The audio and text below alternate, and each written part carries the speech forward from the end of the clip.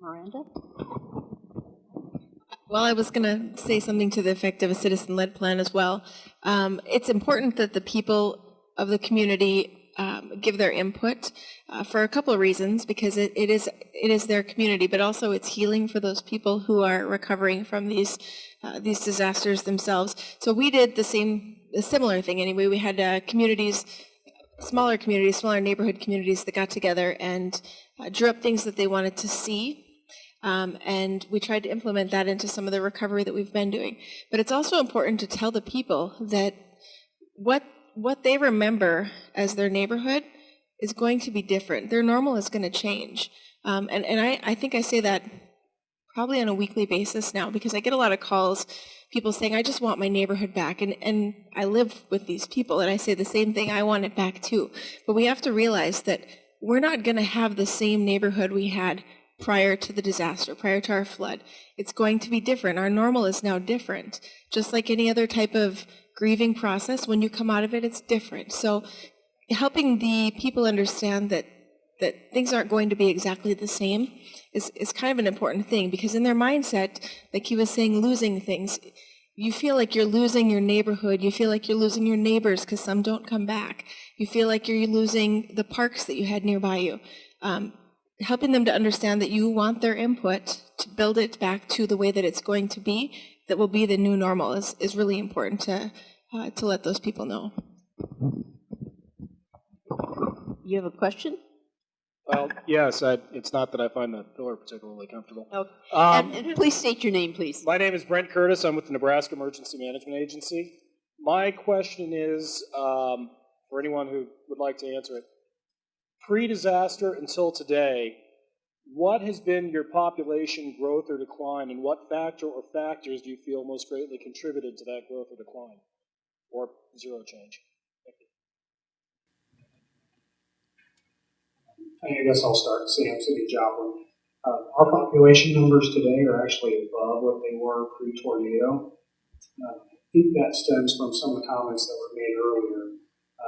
As the leader of the community, whether it's your chief elected official, your chief appointed official, getting out in front of the news media and saying, we are going to be here with you for the long haul, don't go anywhere, really helps minimize some of that population loss.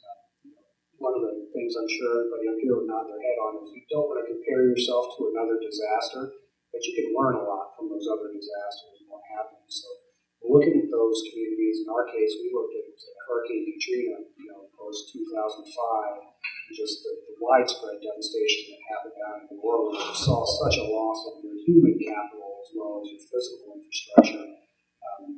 But sending that message out early and hitting it constantly, we're going to be here, we're going to help you rebuild, here's where you go to get the most accurate information that you can get on that process, because things are going to blow up on Facebook. We all know social media can be a blessing. It can also be a huge curse when it comes to information sharing. Rumors spread quickly on social media, and misinformation spreads quickly. So getting the proper message out first and foremost, and hitting on it repeatedly, I think is going to really help minimize the loss that communities suffer. You mentioned it, whether we're actually directly impacted by the disaster ourselves, or if we know somebody in the organization or in the community who was impacted. I think being able to speak to them on a level where, hey, we are your neighbors as well. We're going to be here. We got hit too. We're still going to stick it out. And as an organization, we're going to be here for you. I think really helps. Housing plans and practices, and Troy can probably speak to that as well. But having those good programs, I think somebody mentioned having displacements. And where do those families go when they're displaced from a flood or from a tornado? We had several temporary housing units rolled into Joplin in a relatively quick basis, and we were initially told it's going to be October before we see our first temporary housing unit. Our response to FEMA was, no, that's not acceptable. We have tons of families that need to get back into a normal routine as quickly as possible. So bring those units in, and we're going to do it. So that leadership that took place in those conversations, I think were really helpful for our disaster. I I would say too, we have a stable growing population as a result since the flood. I would attribute that we were able to maintain our population because we addressed two things really quickly. One was we said the prioritization we used was people first, then businesses, then government. We lost 310 city facilities. Like was commented at also, that really throws you off if you're trying to run a government and all your facilities are damaged or destroyed. We got into temporary facilities, and then I led our facility recovery, but I didn't start on it probably for 2.5 years after our flood to really get into permanent facilities. We immediately started attacking where are people and where do they go. And from temporary facilities, as you said, the trailers, we worked really hard to identify the locations for FEMA trailers that made it easier for FEMA to bring them in. We had to play our part in order for that to go quicker, and we were able to successfully do that. And then we immediately started a housing replacement program, with both state and federal dollars that have been very successful in replacing housing, and we've been able to replace every unit of housing in our community. It allows people to stay with affordable options that are varied kinds of housing. And then the second part is the business part. If people don't have their jobs, then it's really hard for them to stick around as well. And if your job has been also in disaster, how do you make sure that those doors reopen, that other employers are there, and that they know their customers are there? It's very intertwined. But we felt like attacking those two really hard, really fast, and kind of putting aside our governmental needs, which were great. We lost our fire station, our city hall, our public works, everything. So, but being able to put those aside and make sure that our residents could stay made a big difference for us. Anyone else want to respond? I'll just say we're probably a little bit different than some of the other communities in that we're a part of the Oklahoma City metropolitan region, a good economy, even back as far as our first tornado in '99. We have significant growth, notwithstanding those storms with the school district and just with the metropolitan area. So, and the latest storm, 2013, we were fortunate we didn't lose city facilities too much. About 1,100 homes destroyed. Still working on getting back from those. About 750 have been rebuilt at this point. But we've been real fortunate. I think it's perhaps a little bit more difficult. Some other communities that are more out on an island, perhaps, or not a part of a metro area, where when someone loses a home in our community, they can go rent or move in with a neighbor that might just live a mile away or half a mile away. Or a friend, that sort of thing. So it's a little bit different dynamic in a metropolitan area, I think. And Mayor Dixon, of all the communities represented here, percentage-wise, you probably lost more of your community than any of the others. So how would you answer this question? We lost about half of our population immediately. And a lot of that, we were an older community, rural community, ag community, and a lot of our older people were retirees from natural gas compressor booster stations. They moved to be closer to their families, to grandkids, to great-grandkids. If I'd have been that age, I would have probably made the same decision. Why would I rebuild? Do I have the time and the energy to do that? So overnight, or in a matter of a week, I went from middle age to being one of the senior citizens in the community. And I joke about that, but as we started to build back, let's go back. That night this still gets emotional 9 years later, thinking about this, and it should. If it's not emotional, ladies and gentlemen, we're in the wrong business. Because you got a heart here that takes care of that. And that's why we're here, to make things better. Okay. Now back on track. You didn't. Now we'll take up a collection for you guys. The night of the tornado, it mattered not your social economic status in the community. We were all homeless. So the one thing we had in common was our relationships with each other. And that is the most sustainable thing we have. You can talk government agencies, you can talk recovery, you can talk all that, but if you don't have that, you're in big trouble. So Those that just couldn't handle the change and wanted normalcy back moved. And I respect that. That was their decision. And some of those people still haven't dealt with the disaster 9 years later emotionally. So those are the challenges we all have to face. We're back to, 70%, 60% maybe of the population, but the age demographics have totally changed. Prior to the tornado, we had one child in church, the church I went to, that was under the age of 5. And now we got them scurrying everywhere. That's sustainability for our community. We're having young people, and several of you might know Stacy, that is our director of tourism. Her and her husband, a year after, or about 6 months after the tornado, moved back to Greensburg from the Kansas City, Lawrence area. Both of them graduated from Greensburg High School, raised in the county. They wanted to be part of a community. They wanted to be rebuilding their community. And now their 2 children that were born after the tornado, that's Greensburg to them. It's not the old Greensburg. So we have to keep it in perspective that as the population and demographics change again, it's about future generations. It's not about us. Because in just a few years, people won't know, even in Joplin, other than what they read in a library or stories told about a tornado or Tuscaloosa or more. It's just their town. So that's our awesome responsibility. If we're going to grow the population, make yourself a destination place. And making yourself a destination place is about community. And when you're a true community, people will want to be there. Let's see if we have any call or questions on the phone. Operator, do we have any questions on the line? We have no questions. Okay, and how about on the webinar? Okay, you want to read that, Mike? We did receive a question via Adobe Connect, and it's from Sheila Lowe. And her question is, in non-disaster time, how difficult has it been to get local resources for the response period?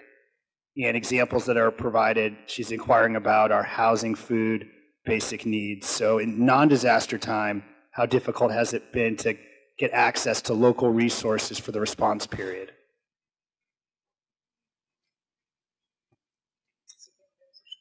Troy, you're reaching, so I'll call on you. We've had some good partners. For us, it has not been too difficult. I have to say, FEMA and HUD and even EPA have been great federal partners now, and also our state. And that's why you have to develop those relationships. And like I should have said earlier, after disaster, reach out to your legislators. They're going to be your best champion when it comes to getting special allocation for funding. We're in contact with their state legislators and the federal, and we really did help out at the end. So overall, I don't think it could have been much more difficult, such as housing assistance. Our state really stepped in. It's been great. I will tell you that this is what I learned, that all federal departments work in a silo. Some work well together, some don't. Some came immediately and offered assistance, even ones that you wouldn't think would be associated with the disaster, and there's some that didn't show up. In fact, one department I worked with for 22 years at the city, I didn't even meet the regional director until a few months ago. And I'm not going to name him because I think he signed up for this conference. So. But of course, our situation, it hasn't been that bad. Sandy? I'd respond a little bit. I don't know how to respond to the idea of response. That immediate response and that. But in that same vein, we in a flood situation, we right now have underway a $500 million flood control system under design to be built over the next 20 years, and we think that is a huge part of our sustainability, of being able to prevent future floods, to protect our downtown and core community for reinvestment. It is interesting, as we're 8 years out, the diminishing will of the community to support that effort. We were successful in getting it mostly funded, a huge grant from the state of Iowa, which you should look into if you're interested. It's basically a sales tax TIF, if you're familiar with that. So ability to bring back sales tax growth to our community, from our community, to be able to pay for that over the next 20 years. But we just recently did a citizen survey that isn't even made out yet, but 10% of our public thinks that flood control is the #1 issue in our community. Only 10%, 8 years out, which means you really have to move fast while the political will, the community will is still in place, and get things in place for when people think it should just be done already. And it's harder to get it done the more years you're out. And we were told that, and it's true. In other words, memories are short. And your question? Yes, my name is Steve Patterson. I'm from Joplin. And I want to ask some of those people from other communities, particularly those who've had a little time passed since those tragedies that have taken place. Have you noticed anything like corporate post-traumatic stress that surfaces in your community? I notice I'm a minister, and I work with lots of different kinds of disaster work with Southern Baptist Disaster Relief. But as I have worked with that here locally, I've watched something evolve in our community that a lot of our ministers are recognizing as something that looks very much like post-traumatic stress, where people are angry about things that they really can't identify. And it is lashing out at city government. It's lashing out at former mayors. It's lashing out at organizations that were pivotal in helping get our schools back in place. Lots of different things that were there in times past where we pulled together are now pulling apart. Are you seeing anything like that in any of your communities? Sure. Miranda? I'm going to grab this one first. We absolutely are in Minot. This is our 5th year since the flood, and recovery from a flood is extremely tedious and cumbersome. We're also looking at doing some flood protection, but people they're agitated, they're angry. We are seeing a lot of people who are experiencing PTSD-like symptoms. PTSD is post-traumatic stress disorder. We're also seeing it in our kids. So I'll give you for instance, so we're coming up on the 5th year, and this is, our kids are getting ready to get out of school. We lost an entire middle school that had to be rebuilt and has been. That school for 2 years, I believe, was operated out of just an auditorium. My son goes to that school. He'll be transitioning up into our high school next year. They're doing something within the schools as well, and they're noticing that the kids have a pretty bad case of post-traumatic stress disorder because they lost their homes, they lost their sense of security, they were shuffled around, wherever we could go. So we are seeing it. We're seeing it with adults as well. They call me, they come to our council meetings, they're angry and agitated, and most times I just realize that it's an emotionally based reaction, and I'm susceptible to it as well. In the springtime especially, granted our flood was in the summer, when the water starts to get higher in our river, people get a lot more anxious, myself included. People will call and say, I'm having bad dreams, and I can completely relate to that. That's where it goes back to those mental health professionals and a lot of the faith-based community, because a lot of the faith-based community is who a lot of us will turn to. We don't want to say we have a mental health problem. Really what we have is we're still recovering from a disaster. So it's not so much, I don't think it's localized to any community that goes through a disaster. It's all of us. We all go through the same thing. So, just to add onto some terrific points that have already been made. First, if you would like, so much of the Tuscaloosa's information we put up on a microsite. You can go to Tuscaloosa, #5, YRS. fwd.com or go to tuscaloosa.com and then connect into the microsite. It's got all of our data, videos, information, statistics, where we invest our dollars. Hopefully by August you'll be able to go into every project we've done and see how we spent every dollar as a tool towards transparency, which is another key element part of recovery. But back to the great question that was asked, absolutely. I know for me, when I hear that siren go off, it shakes me to my soul. And I can't stand the monthly tests of the sirens, even on a perfectly blue and sunny day outside. So I know you understand exactly what I feel. And then our staff. When I look at we offered EAP to every one of our employees, employee assistance programs. We should have mandated it. I remember a staff conversation about 2 years ago. It was following a council committee meeting, and me and several of our staff that were key players in the response started talking. And then all of a sudden we realized this was the first time we've ever talked about it. I mean, we've done the staff meetings, the countless meetings about the data and the plans and everything else, but started sharing the human elements of the story. And none of us could barely make it out of there because we just were never allowed to grieve. And then you see it in your citizens, and you see it with anger about why is recovery too slow, or this recovery is not for me, this recovery is for someone else. And when the media, and it's a fair question, says, has Tuscaloosa recovered? It is a damned if you do and damned if you don't answer. Because, yes, from a broad 40,000-foot level, you could maybe stamp recovery and move on. But if your small business hasn't rebuilt, or you haven't been able to get back into your home, or you lost a child,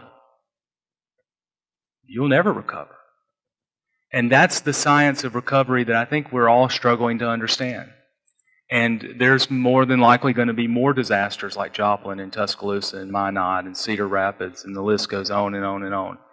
And I don't believe we have spent enough time. I think we're doing a good job on how to respond to a disaster, but we're not doing a good job on the science of recovery. And local, state, and federal agencies are woefully behind in how to address it, both from an infrastructure, housing need, commercial development need, mental health needs, the list goes on. So that's why I'm so excited Jane invited us today. These discussions need to be had at every level because response is multi-tiered, it's multi-layered, it covers many different disciplines. And I think today we're just scratching the surface. But again, certainly the after effects of what happened to us are alive and well. And for all of us that live through it, I imagine it will be to the day we cross to the other side.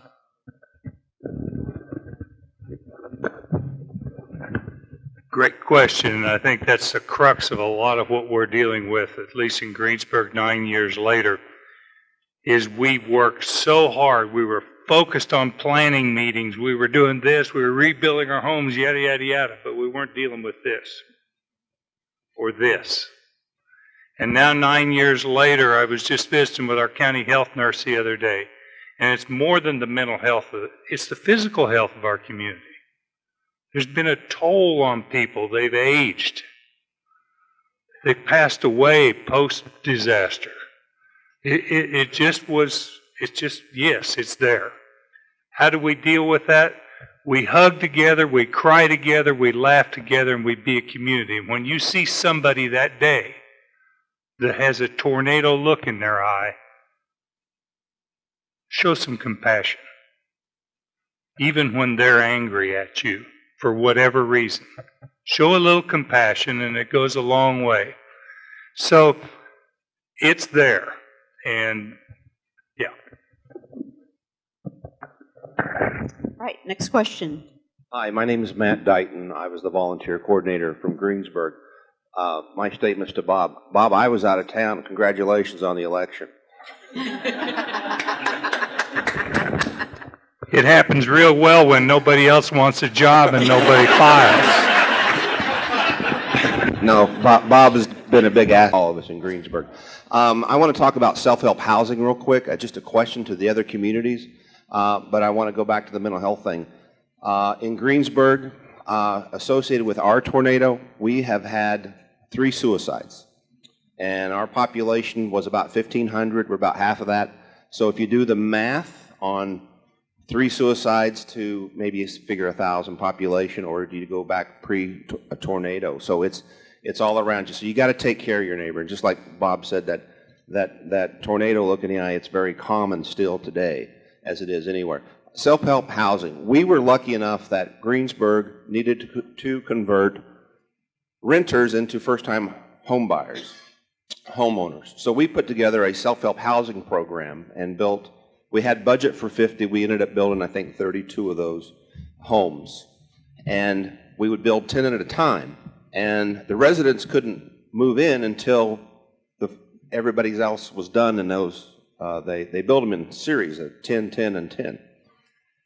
Are any other communities working to get renters to become first-time homeowners in your community with that type of self-help housing program?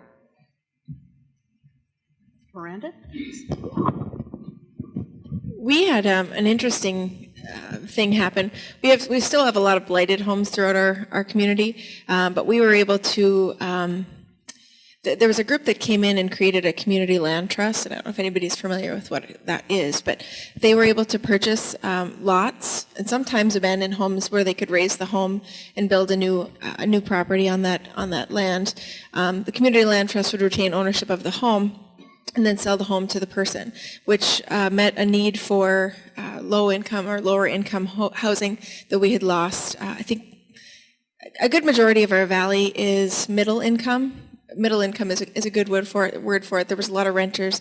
There was also a couple of manufactured home parks that were impacted. So we saw a need for additional housing for people who are that moderate to low income, and that community land trust was a way to facilitate that. Other than that, we've not had anything really come to fruition that would help with home purchase, but that made it affordable for people who maybe couldn't afford to buy a home prior to that. One caveat to that is during our flood in 2011, we also were going through a large oil boom. So we had a huge influx of people coming in at the same time.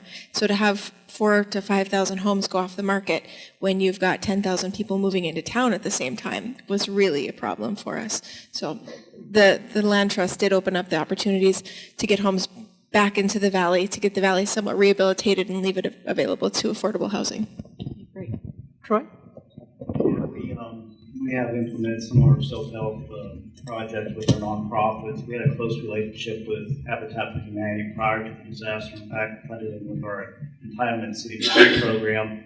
We received approximately $158 million from the Department of Housing and Urban Development for infrastructure, housing, economic development. So we fund some of our self-help agencies with that funding.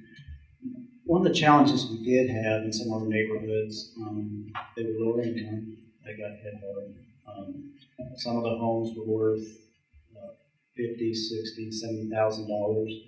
They weren't incentivized to be worth that much, just because age and condition. And even some neighborhoods were upwards almost 75% rental. So that housing stock doesn't come back. So we really relied on our housing programs to help fund them. And we also need to encourage home ownership in those neighborhoods in case something like this happened again. Those neighborhoods could come back. We developed a program where we offer $30,000 in closing costs and down payment assistance. And we have now, as of last week, I believe, helped that 500 person or family purchase a home in the recovery area. So those are some of the programs we're doing. We have also in Cedar Rapids a number of housing programs that helped people come back. The neighborhoods that were hit with, for us, had a similar, lower than median housing price loss, and you don't replace them. You're exactly right. It was very tough to look at those numbers and try to figure out what you were going to do. So we had a number of programs. One for rental properties. We did do a rental housing program for rehabilitation, knowing that those rental properties did need to come back, both for the owners of the rental properties and the people that needed to rent them in neighborhoods. And we also, we did a very, very successful program that we're just on the very end of right now. It's called Roots, if you want to Google that, in Cedar Rapids, a program with state and federal funding that allowed new housing to be built on lots as soon as they were available, our acquisition lots in the neighborhoods that we wanted to rebuild, where we went hand in hand with developers who had buyers in hand and were able to build new stick-built houses that were valued at probably $130,000 to $150,000 houses with buy-downs where their mortgages were about $90,000. So people could, for the first time, buy houses. They had to stay in them for 5 years, and we're seeing the first of those houses actually turning, and you see them being sold immediately, and people are moving into more expensive housing. It's working exactly how we had hoped, and neighborhoods being rebuilt at the same time. The other very successful program for us for housing was a local, a faith-based organization that used $1 million of a local entrepreneur, a company owner in town, donated funds to do a program called Block by Block, where they acquired houses, rehabbed, built new, and literally block by block created neighborhoods that included neighborhood supports, where part of your kind of like Habitat, where part of your purchase of that house was becoming part of kind of a neighborhood association, so that you built the social capital along with the house, and you actually built a neighborhood, and that was a really successful program that could be emulated, and was very successful. Okay, great. Yeah, Walt? I do want to give a different perspective, because right now from Tuscaloosa, all I've given you is rainbows and unicorns. But there's a reality, and I'd like to approach this of what you're going to face, not necessarily what has happened in Tuscaloosa. Is if you have a Moore type event or a Joplin type event in your community, you're going to have some dynamics shape up. Now, those dynamics can differ because you don't know which housing gets hit. Is it rental? What's the income? All that. What's the availability in the housing market? But inevitably, in the first couple of weeks, you're going to begin a turf war between FEMA and HUD of who has responsibility between short-term housing needs and who has responsibility for long-term housing needs. Then you're going to have a situation where the FEMA staff turns over. And I will say the FEMA staff that came to Tuscaloosa those first 2 weeks were critical to us surviving. They were just outstanding. But in that turnover, then the information naturally changes. And then the HUD officials have turnover. So now all of a sudden you're dealing with two different dynamics. And then as you begin looking 3 weeks, 3 months, 3 years after the disaster, you're still trying to figure out how in the world can I ever spend these funds for housing. Spending disaster recovery dollars is like, have you ever seen the movie Brewster's Millions? It is almost impossible to do. And so that has to be, if I could go back again, one of those lessons learned is that those dollars that we were expecting to flow through and then us be able to expedite quickly back into the damage zones, it doesn't happen. And then years later, like we are, you will still be dealing with it today. That needs to be part of the recovery calculus. And hopefully, in the years to come, our government on both the state and federal level can become more adept and quicker to the changing environment. Certainly, that's one of the reasons why I decided to participate. But let me give you one small example before I turn the mic back over again. Let's take a Habitat for Humanity house. We've given millions to Habitat to get along the same lines of getting people from rental to homeown. You go in and you buy the lot for $20,000. But immediately, if you're using disaster recovery, CDBG-DR money, you've got to do environmental testing. You've got to do the cultural resource archaeology review. By the way, depending upon what they find, you could be going into a phase 2. Oh, let's do the noise pollution study for the airport that's 5 miles away. You see what I'm getting at? Now we've spent a year in testing on different things. We've spent thousands of dollars, in some cases more than we purchased the lot itself, now for the opportunity to build that person a home, who, by the way, has been sitting in short-term housing and may have moved on anyway by the time you get around to building their home. That is the reality. And that is not shared with you at the very beginning. Again, that's something that needs to be put in the calculus. It's a lot of well-meaning people and a lot of great intentions, but the application is tough. And here's the other thing. Larger cities can have the internal infrastructure, the accounting, the auditing, the legal services to deal with it. If you're a smaller city, it is certainly going to be very time-consuming and problematic to deal with all those funds flowing through your communities. Anyone else? Well, I just Yes. would definitely echo the mayor with regard to these funds, the disaster recovery funds that he was referring to and that Joplin received. When we first heard about those funds, we got $52.9 million allocated to us. I mean, we thought we had died and gone to heaven just about with regard to what we could do with those funds. And I understand that these are federal funds, taxpayer dollars, and they need to be accounted for, so forth. But it overwhelmed the ability of my staff to deal with this for a long time. And we're 3 years out, and we've spent probably 10 million of those funds, maybe, out of $52 million, and not built any houses yet with these funds. And we're obligated to spend a lot of money on housing. And we will spend money on housing through a redevelopment project that we're working on. But just sort of as an aside, these funds are coming down through the Department of Housing and Urban Development, CDBG, which that agency is really not overly, it doesn't seem to me to be an appropriate agency to deal with these type of funds. So that's sort of an aside. I hope there's anybody from HUD here. I apologize, we still want our money. Can I say that?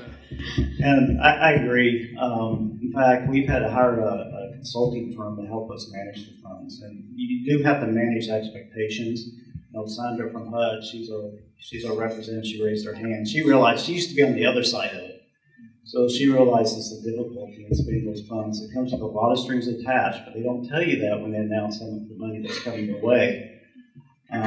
People get the impression, in our case, we have $158 million in a bank account somewhere. And that's not the case. It's actually a reimbursement. The city doesn't have $158 million to spend to get reimbursed, so it stays there.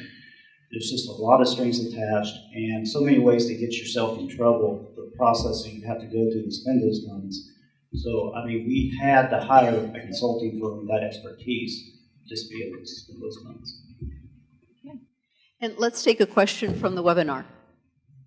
Question comes from Robin Fredrickson, and her question is, how have the faith-based groups helped in recovery? Tremendously. Yes. And that's just the one word to describe it. You want to say that into the microphone? Oh, yeah.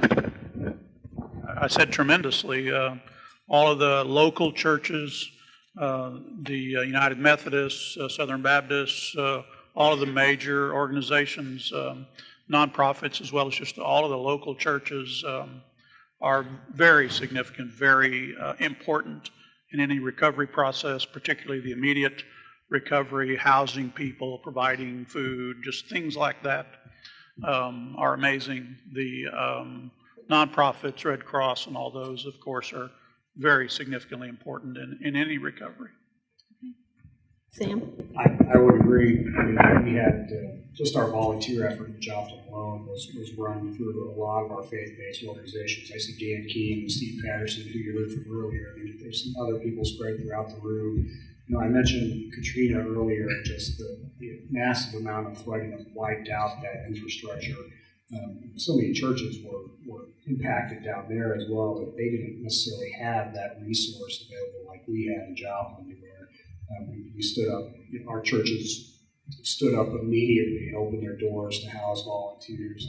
One of the side stories that we had was some churches tried to house large numbers of volunteers, but they didn't have adequate sprinkler or fire protection to be able to house those volunteers. So as a government organization, you have to ask yourself, you know, where's that balance? Where's that line between enforcing that ordinance or doing what you need to do and just kind of turning a blind eye to some of your own regulations? So even at the local level, you can sometimes trip yourself up if you're too strict in enforcing your own codes. You know, I'm going to be talking about the volunteer management piece tomorrow during the work session, and I sent Jane a picture of probably 40 or 50 church members that came from the St. Louis area, my hometown, who came down to my house. I'm pretty sure we violated a few building occupancy codes, but by having that many people in my house. Statute of limitations is expired on that. I hope so. Yeah. That's good. Good to know that. Thanks, Beth. But yeah, you just have to weigh those decisions as a community when you're looking at a massive amount of recovery. I mean, we had 3,000 volunteers on the campus of Missouri Southern on the first Saturday after our tornado hit. Where did they stay? They stayed in churches. They stayed in homes of church members. Just tremendously blessed with the amount of support and encouragement that we receive from our faith-based community.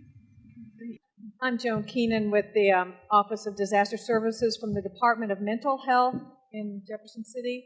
And I wanted to thank the panel for highlighting the importance of the mental health piece. Another item that you all brought up was managing expectations for a community's mental health. That function of government is tremendously important. Just managing expectations. The other thing I wanted to mention, because several of you have talked about triggers that still bring emotions up in you as individuals, but this is happening all over all of these communities still. And people have a tendency to be hard on themselves or impatient with themselves and with the processing piece. We all need to lighten up a little bit and take it easy on ourselves and do more to take care of ourselves. But also when you're working with your community members, understanding that triggers can happen years later, and it's normal. It's a natural reaction. But you all who are working with the public, particularly, you'll see it in others and you won't see it in yourselves. So recognize that this will go on for a while, and do take care of yourselves and do things to recognize it when it's happening and understand that, oh, here I go again. I need to take care of myself. But a resource that everybody in the room needs to be reminded of is SAMHSA's Disaster Distress Helpline, and it's you can go online, you can call them, you can text them, but that service is available 24/7, 365 days a year, and anybody can use that, even if it is 5 years later or 15 years later. And in the world of acronyms, SAMHSA is? The Substance Abuse Mental Health Services Administration. Yes, but this is a resource that's out there, and they have a cadre of licensed clinicians who are at the ready to take your call or your text or your email, whatever. If you wake up in the middle of the night and you're thinking about that one case that can't figure out how to help that one person, talk to them. You've got that one member of your community who keeps calling, and you can tell that they're exercised and anxious even this much time there. Give them that resource to call. It's out there, and they're willing to help. And as we all know, mental health services are not broadly available, and we got to use whatever we can and recommend what we can. So thank you all for making this point. Great, and thank you. Operator, are there any questions on the line at this time? Okay, great. So in the room? I've been a part of a team that has made 20-some-odd rebuilding trips since Katrina, and the most heartbreaking thing that we see are people that have been the victim of unscrupulous contractors and rebuilders. I'd like to know if in any of your communities you found a way to try to help regulate and curtail that kind of ripoff to the people who are the most vulnerable. I would love to answer that. Yes. In Cedar Rapids, we were fortunate enough 9 days before the flood to have hired a brand new police chief from Ocala, Florida. And being in the Midwest, we ended up with a police chief who had all this hurricane experience, right? And having not had repeated disasters like some communities, especially with flooding, had, it was so new to us.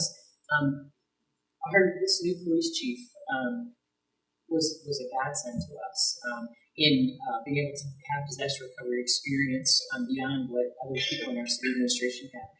It was through him, and then also our planners. One of the things that our planning department did immediately after the flood was just because they couldn't do much in the response arena, we shipped them out because our city hall flooded to a remote location, and they started calling cities. You know, what have you found to be problems? What are your lessons learned? All those things. And what kept popping up was unscrupulous contractors. And so before hours, days after the crest of the flood, we started a contractor certification program. And you have to do it really fast. That's what we learned. And we required warrant checks, so a background check for police warrants. We had it set up. We had also the pleasure of having a dead mall in our community at the time, which we took over. You know, every government service, all of the nonprofits, Salvation Army, everybody went in there into all those retail spaces. And this is where we set up our contractor certification. People howled, they screamed, they hated it, you know, because the contractors, especially our local contractors who've been doing business in town for years, nobody was exempted from it. You had to have the contractor certification badge on site if you were in a house cleaning it up at the time, doing any kind of work whatsoever.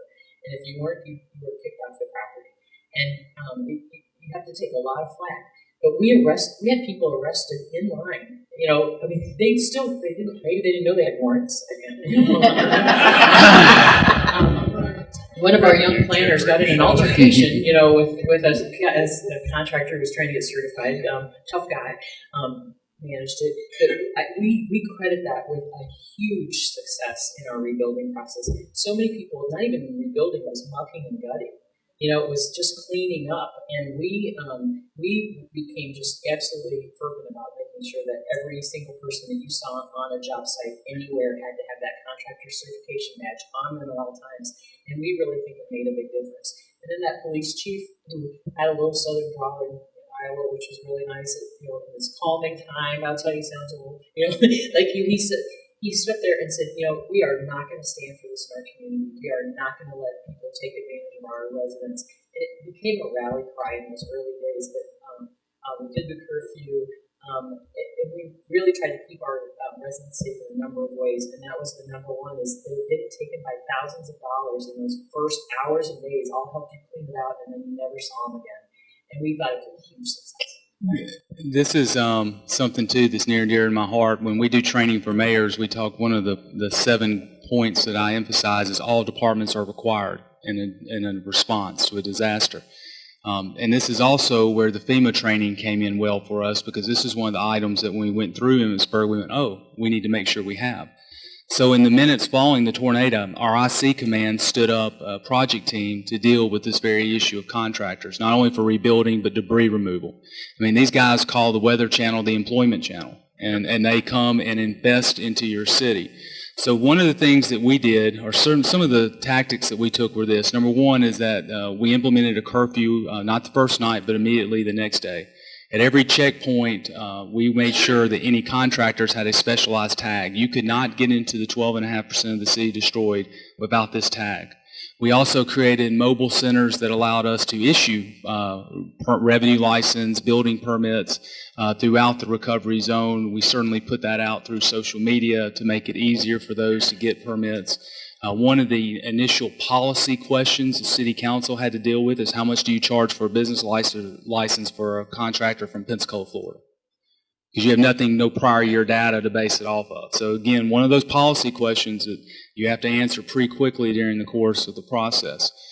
But you need, as part of your incident command structure, to have some of those things ready to go in a project team that's ready. In fact, that's something you can do today. You can go back to your community today, create that plan, and implement it. The other thing that you'll need to think about is how can you get ready access to inspectors? Because the inspection requirements are going to be overwhelming, especially if you've got thousands of homes to deal with. Do you have a pool of retired inspectors? Can you, with your mutual aid agreements, are those specified from other communities? What are those standards? Very, very important, because during the court, as they all know up here, I'm preaching to the choir, you quickly move from those life and death search and rescue questions to those very things about I'm being ripped off by a contractor who said he gave me I put $500 down and he was going to come back tomorrow and repair my roof. And he didn't do it. The last thing I'll say, data integration.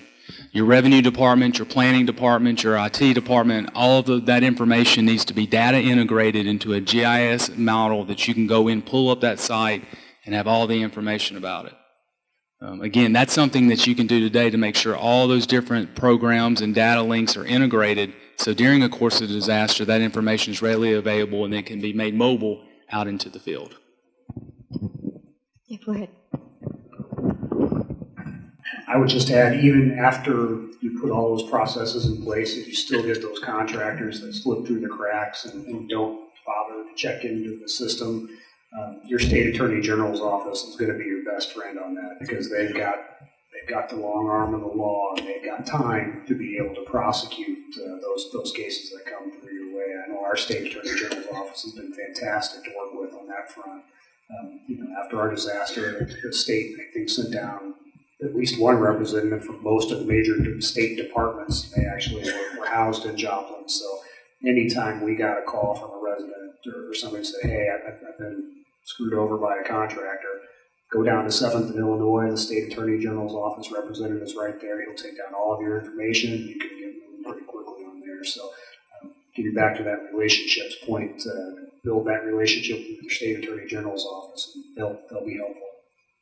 Yeah, thanks for stressing that. I was going to add on to Sandy's comments is Iowa has a state attorney general who has been in office for a very long time. 2008 was not his first disaster, and he is just passionate about prosecuting these contractors that perpetrate fraud against the citizens. And I think that's pretty well known, all around Iowa, that the Iowa Attorney General will go after you if you try this. And again, don't hesitate. If there's fraud going on, go straight to the Attorney General's office, because he can reach across state borders if he needs to. So he or she are great resources. So, okay, we have another question from the web.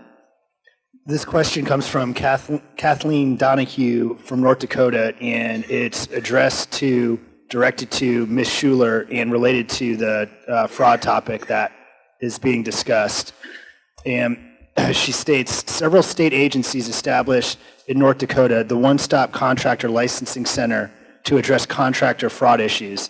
The Secretary of State and the Attorney General's office led this initiative in 1997 and then during 2011. This is something that Ms. Schuler would like to comment on. Thank you.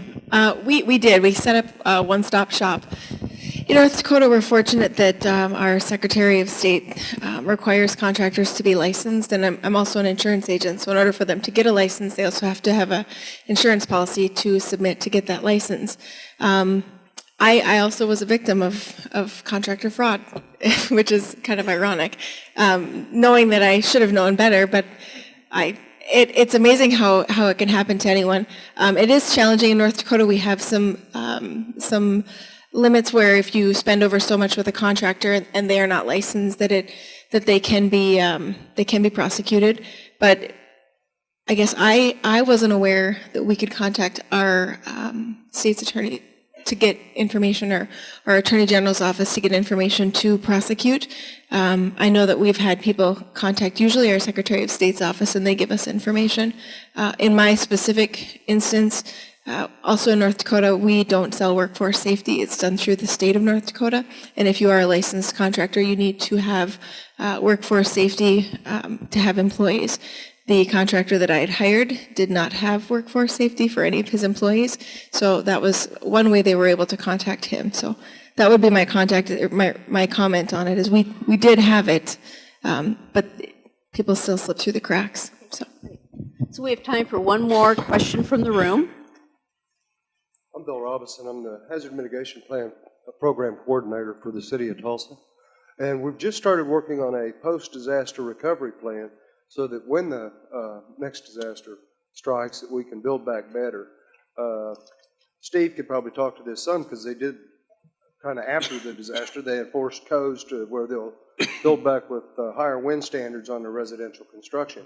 What we're facing is a lot of resistance from like the Home Builders Association and Developers Council for trying to enforce or implement stronger building codes.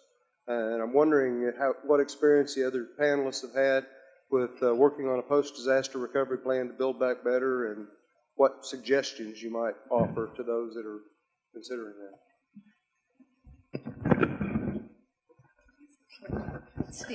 that. Steve can go well, first. I would certainly say one thing, take advantage of a good disaster in that regard. We probably would not have been able to have gotten the building codes revised as we did without having that disaster. It does cost more to build the homes. It's a higher wind speed standard for the framing code.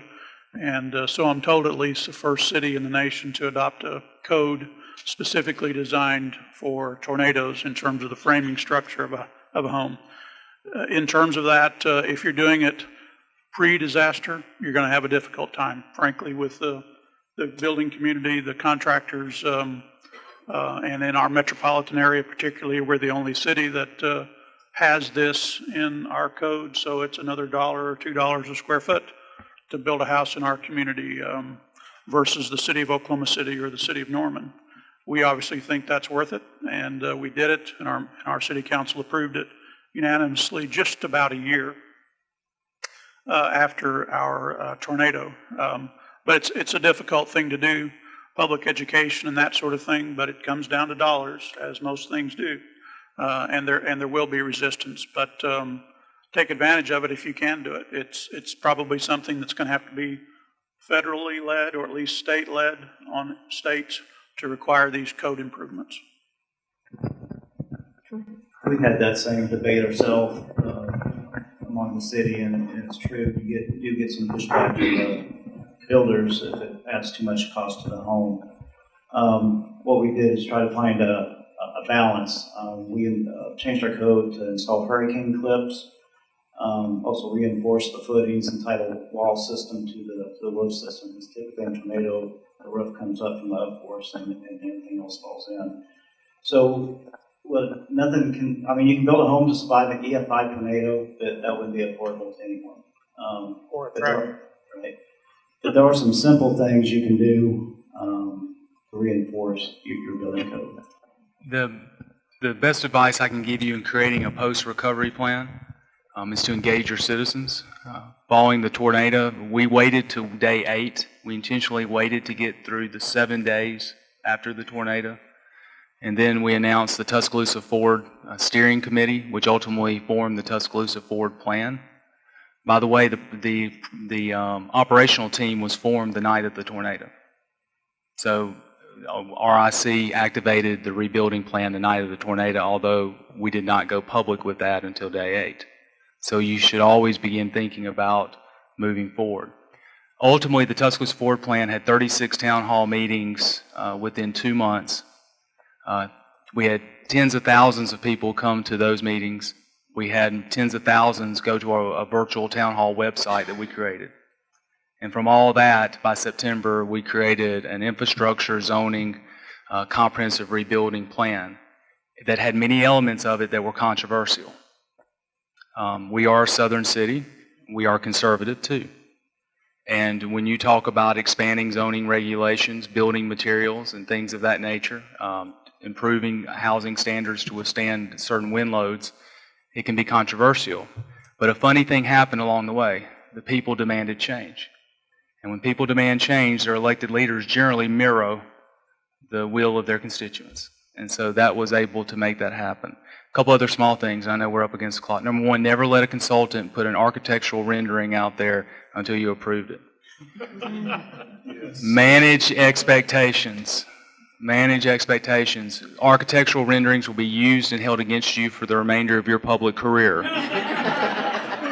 So just remember that, because it's there are expectations, you have to manage that through the process. So the last thing I'll say is when you look and when you do a deep dive into our data from April 27th, the vast majority of the 53 people that died out of 5,300 structures impacted, so we're talking about 1%, were in housing built before 1970. So everything, that was before the city had building codes. The city did not adopt building codes to 1972. So everything that we've been told in tornado-stricken communities about go to that safe place in your house even in housing that may not have been built to codes, can save your life. So to me, that's very encouraging for all of us that live under the threats of devastating tornadoes. So certainly, the advance warning and all those things can come into play and actually may be geared more towards life-saving than even increasing the building standards. And certainly, again, that gets to the science of response and recovery. Thank you. Great. And just real quick, one last question to the operator, if there's any questions on the line. Okay. Mike, any other questions here? Okay. Well, please join me in thanking our panel for their great conversation.